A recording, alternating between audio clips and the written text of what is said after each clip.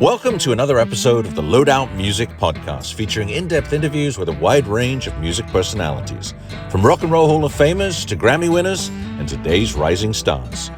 Recorded in St. Louis, Missouri, now here's your host, Aaron Perlitz of Atomic Junction. Welcome back to the Loadout Music Podcast. As always, I'm your host, Aaron Perlitz. Today we are joined by an up-and-comer who's toured with the Allman-Betts band, played at Merlefest, is signed to Compass Records in Nashville, and has a new album that's just out. We welcome Mattie Schell from the 314 here in St. Louis. Mattie, how are you today? Hello. Doing great. It's a beautiful day in St. Louis, actually.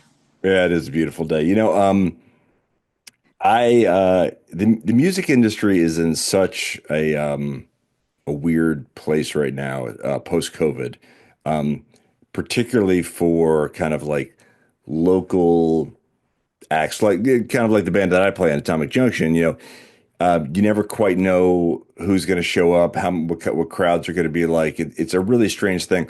So I'm always thrilled to see people that I've kind of watched in a local music ecosystem kind of just blossom and grow and kind of reach the heights that I think a lot of people always dream about. And that it must be kind of a really great feeling for you as your career seems to be kind of taking the next step. Yeah, I mean,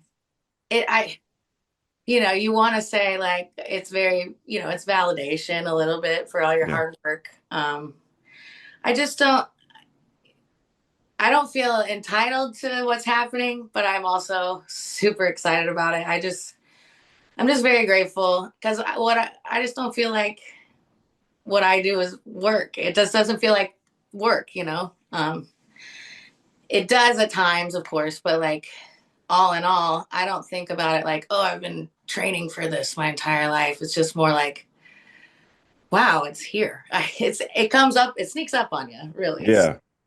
But I remember a couple of years ago, I was interviewing Devin Allman, and we were out at his studio in St. Charles, and you were still at the time you were with the River Kittens. Yeah.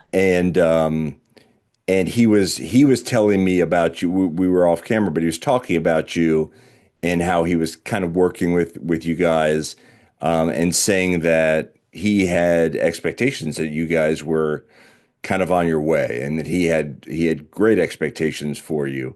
And I know that I guess actually I don't know. I'll presume that Devin, because you've toured with the Allman-Betts band and you've played in their family revival, that he's been a pretty important part in your kind of maturation and growth as an artist. Oh yeah. I mean, I've met so many people and gotten so many opportunities and got to play huge stages and in front of big crowds and went on my first national tours and all of that. None of that would have happened without Devin and him kind of taking us under his wing in the very beginning, and seeing something in us that he knew a crowd would see too.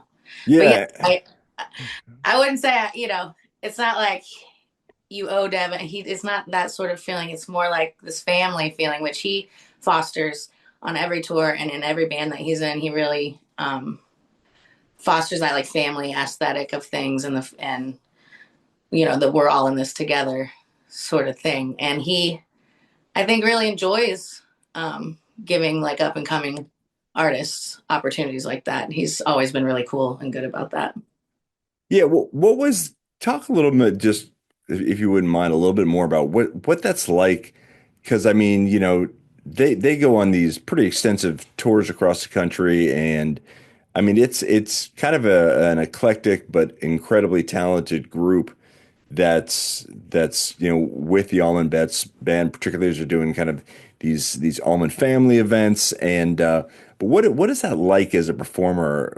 Are you just kind of like, fuck, this is really fucking cool? Or I mean, do you almost feel overwhelmed to a degree? Never overwhelmed. No, it's more like, don't ever forget that this is happening. It's very like, be in this moment while you're here. For example, like singing with Jimmy Hall from Wet Willie. That's one moment where I go, okay, remember this. Remember that you're singing back up for Jimmy fucking Hall right now. And years later, you could, look back on this moment and it really, playing the Beacon Theater in New York City or the Fillmore in San Francisco with those guys. And then the tour itself, I mean, just this 30-day, not 30-day, but close, whirlwind of going across the country and playing these classic tunes. And everybody that shows up loves everything it's just, there's just good feelings abound. There's no way to have a bad time. But yeah, it's just, like you said, it's like, whoa, what the fuck am I doing here? This is awesome. That's Yeah, how it yeah. feels. And yeah, it just feels like not only that, but I can't say that I knew the whole Allman Brothers catalog before I went on tour with those guys. But I learned more and more of it. And now it's like they're becoming integral to how I play music at this point, which is also a really cool thing. It's taught me a lot as a musician. Yeah, it's funny. I saw you. It's ironic. The last time I saw you perform, it's ironic that I can't remember who you were opening for, but I remember that I was watching you play, and I kind of like that. Is your performance style? You don't seem to take yourself too seriously while you're up there. Because I remember you said something to me like something to the degree of, yeah, it's pretty ballsy that I'm sitting here that I'm doing just me with an electric guitar or something like that. And I said, yeah, you're damn straight it is, because you can sound very. I've done that before, and you can sound very alone and very empty with just Yeah. electric guitar, but you've got a big enough voice and that you were able to kind of fill it out as you did that. But in terms of stylistically, do you try to is that part of the stage persona that you try to deliver as you're delivering your art, as also kind of just not taking yourself too seriously? Because you've always struck me that way, even though we don't know each other that well. Yeah, no, I think you're right. It's not that I don't take the music seriously or my career seriously or whatever. It's more like if you're up there really taking it seriously, then people are going to be pretty serious too. And for me, it's all about the interaction between me and the crowd. That's what feeds me live performance. And really, it's like if you take it too seriously, then you're not having fun, and neither are they. But not, I mean, having fun doesn't mean you can't sound good. Yeah, of course, of course. And I know. you rehearse enough so that you can, be a little bit fuck all when you get on stage, and then it works out. Yeah, I know that, like, when our drummer has given me shit because I tend to be very self-deprecating, and that tends to be my humor. Uh, it's kind of like all Jewish comedians. They tend to make fun of themselves because they grew up so miserably. So I guess I can relate to that. But I try to do the same thing. Like, people will say, "What kind of music do y'all play?" And I'll be like, "The worst kind." And but and I try to continue that on stage. But yeah, it is. I have found watching you perform to be, not only do you put on a good performance, but it's also there's some joy to it. I mean, you seem like you're really, when you're behind that microphone and you're up there playing with a guitar in your hand, you feel like you're just in a really good place. Like you feel like there's a joy to it. Thanks. That's a huge compliment. I'm one of those people that I get even in rehearsal, I don't give it 10%. I know that sounds so cheesy and cliche, but I can't not full out do something when I'm on the stage. Doesn't have to be perfect, but it has to be felt. And I feel like that's probably what an audience wants more than perfection is feeling. And so that's always what I'm going for, and I'm glad it kind of comes through. And I think also, like, if you're genuine up there and you're not trying to put it on and you're not trying to look cool and you're not trying to, which everybody's trying to look cool a little bit deep down in our, in our psyche. But if you're just being yourself and you're being genuine, I feel like the performance can only be enhanced by that. I remember, it's funny. I remember asking John Oates of Hall and Oates about guitars, and I was texting him. I was like, "Yeah, what do you think about this guitar for what I want to do, and this guitar? What?"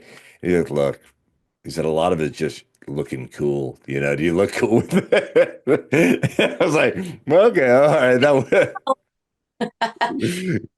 yeah. Well, he gave me an honest answer. Well, Well, sometimes looking cool is really not giving a fuck. I mean, look at Warren Haynes. He wears his white New Balance with his white socks, and he looks like his dad, which he is, and he looks fucking cool when he does it. So yeah, I do appreciate people who just don't give a shit. They'll go out there dressed in any way. I mean, they're just there to play. They're just there to perform, and then they're going to go and move on.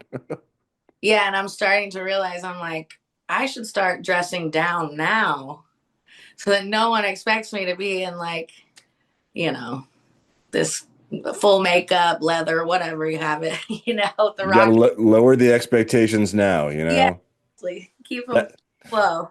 that's what I try to do. I make expectations as low as possible because I know what's going to come off is going to be pretty shitty. So, Yeah. Also, it's way more comfortable. So it is way more comfortable. I mean, who needs?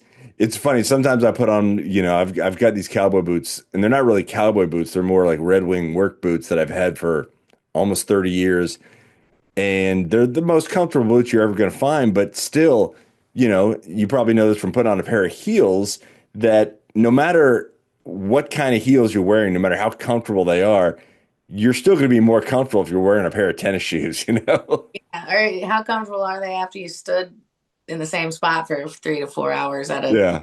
gig or whatever? Yeah. Well, let's talk about the new record. It feels like, when you were still together with Allie with the River Kittens, the band to me was more of a kind of a pure kind of Americana band. Um, Whereas what you're doing now seems to be more, um, it to a degree crosses genres. It's still got some Americana in it, but it's also to me very soulful. And it kind of brings out the best I think in your vocal qualities. But how do you think about what you're trying to accomplish with the new record? It kind of just, it's not like I was like, I want my sound to be like this. It was more like I wrote a song that was more like that. And then I just kind of kept either changing my old songs to flow more that way or writing other songs. Like I just started enjoying writing more soulful tunes and also recording that with JD Simo, who is a genre hopper of all genres. I mean, the guy can play anything.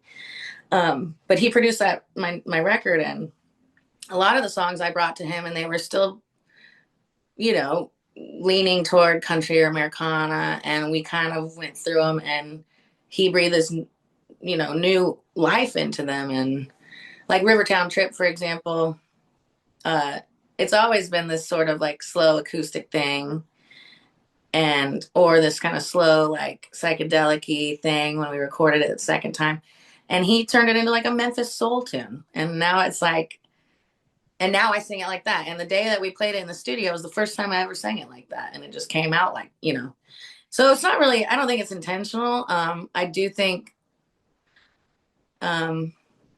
it's definitely more fun for me to sing this stuff and to have the freedom to go wherever I want with the melody, just because, when you're singing with a partner, you can't necessarily take all those freedoms all the time because you're fucking it up. So it's been kind of nice to explore just how I sound individually for the last couple of years. And yeah, I just kind of stumbled upon that and liked it and went with it. Yeah, and the new album is called Everything Means Nothing. And I know you recorded that in JD's basement studio in Nashville. Is it hard for you? I know when we went to New York to record our Peacedale album, it was very hard for me to, our producer was exceptional, and I wasn't really gonna to a large degree wasn't going to tell him how to do his job. So when he told me, "Hey, I want you to try to sing this way," the anecdote you were just giving about singing something more soulful, was that really hard for you to wrap your head around doing something differently that you had created in your mind and had been working on in a certain way, and then all of a sudden you've got to make this pivot to something that maybe you're a little uncomfortable with, at least at first? Yeah, I don't think it was really easy to slip into that because I was like, oh yeah, I like this groove. Maybe I'll sing it like this. And I just went for it. But I do think one thing that I've had difficulty with is like, man, that was the first day I sang it like that. I wish I could have recorded it now that I've sang it like that a billion times. Basically, JD never was saying like, can you sing it more soulful or can you sing it? He never requested anything from me vocally. He just basically, what we would argue over was, I'd be like, that's not good enough. That's not and he'd be like, no, it's fucking perfect that it's not perfect. We'd go back and forth on that. And so I think that that was partially difficult for me just because I was like, oh, I can do that better. And he's like, no, that was the take. You know what I mean? And it being the first time that I'd pivoted and done it with that sound, yeah, I guess you could say it was uncomfortable at first, but ultimately I was like, this is way more badass than what I had before. So Yeah, yeah. And I know your husband, Nate Gilbert, was very involved in the record. He's a bass player, um, but he was also involved just with the recording of the album. What was that like? Is that just something you're kind of used to because you guys have been together for a long time, so it's just easy? Or I know if my wife and I ever tried to work together, we'd be strangling each other. But then I probably couldn't blame her at all. well, it's funny. Nate he does play bass in my band, but he did not play bass on the record. JD kind of has like a house band, Yeah, a la like Stax or Motown that backs all these records. And Nate was like, I don't really want to step in the middle of that. And this is your time to shine. And he basically was like, he just kind of hung out and supported while we were recording. But oh my gosh, he does infinite, things on for the band and for the record. He wrote tons of songs on the record, and we write together. And yeah, I do want to kill him sometimes, and he wants to strangle me too. yeah, Ultimately, I mean, it's we're blessed to be able to do that together. And yeah, sometimes he goes on the road without me. Sometimes I go on the road without him, and I think that's why we're still together. yeah. And I know I was reading that JD Studio was kind of an open studio. There's no vocal booth or anything like that. And we had recorded in a space like that. It was just kind of a one room space where everything was there. We didn't record live. We tracked it, but we still it was a different kind of feeling for me. As opposed to the time before when I had been in a sound studio or been in a booth for vocals. Was that unique for you to do that? No, well, I guess recording like that, yeah, but like I'm so used to jamming in that situation or rehearsing in that situation. That just felt like a home rehearsal. Yeah. And I didn't even have headphones on. None of us had headphones on. It was just kind of like I think that's what kind of makes the album kind of raw and gritty is because I just had this giant speaker behind me. It's like a Shure monitor, like an old one, taller than me, and the band was loud as shit, and we just did it like it was like a garage band. And I while I do like having the booth and I do like doing like my own harmonies and overdubbing and stuff like that, there's something to be said for doing it just the whole take. I mean, the build up and the character of the song, sometimes it just needs the whole thing. Yeah. Yeah. Even if I was in the booth, I'd still try and get it in one take. Yeah. Uh, I think I'm not sure if it's Doc Watson, but I think it was Doc Watson that said like, let's just get it the first time, because every time you do it again, you lose just a little something. So it's like you try and get it on the first time. Maybe you get it the 20th time, but having that mentality helped me a lot, especially with the live take but I loved that it was loud. I like rock and roll all the way. Let's Yeah. fucking get it loud.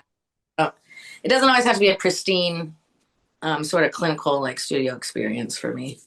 Yeah. What has the experience been like? I think it was late last year you were signed to Compass. What is from a just a I'm sure a lot of artists, like emerging artists, young artists are curious. That always seems to be the dream, and then you hear these nightmares about working with record companies, so maybe it's not so fucking cool.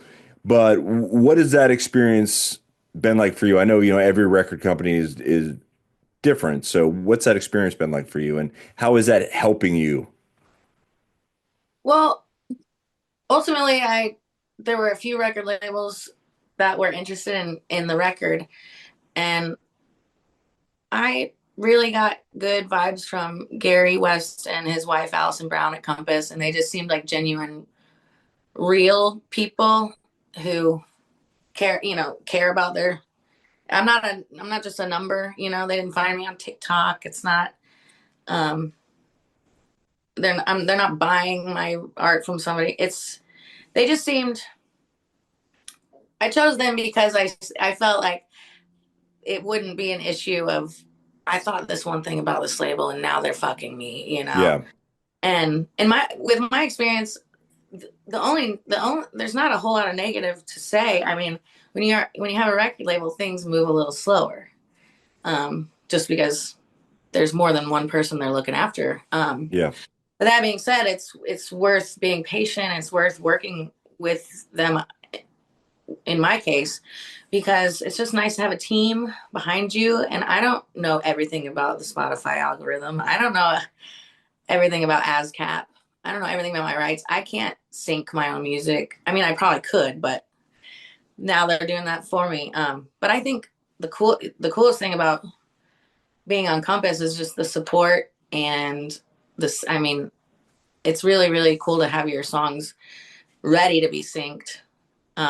That's a huge positive, which is like normally, I guess, if I just put my record out there and say someone wanted to use it for a TV show or a movie, they would have to go seek out the rights to that Yeah. song.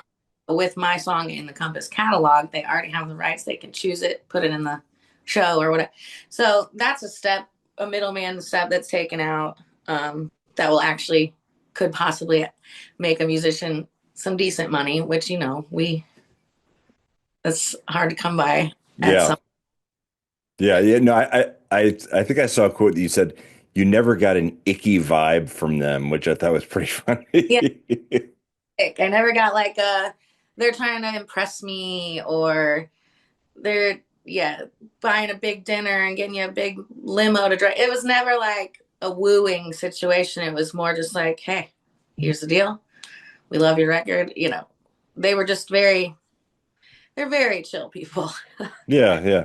So, what's next? I know, obviously you're playing Merlefest, then I know you're spending the summer touring with Jackson Stokes, I believe. Um, what do you see as the rest of 2025 and in 26 for you? Gosh, I mean, it's very unknown at this point. I guess Friday will not like Friday we'll know what's going to happen, but when my record comes out, Yeah. we'll see if it makes a splash or if I get some like more festivals or opportunities. But for June, for the summer, I'll be touring with, like you said, Jackson Stokes with the Midwest Express, which is just a really fun show that's got both of our original tunes, and then we play a big like banger set together at the end. And then I'll be going out with Allman-Betts, of course, on the second half of June. But yeah, my album comes out on Friday, and I don't know what to expect for the rest of the year. So that's kind of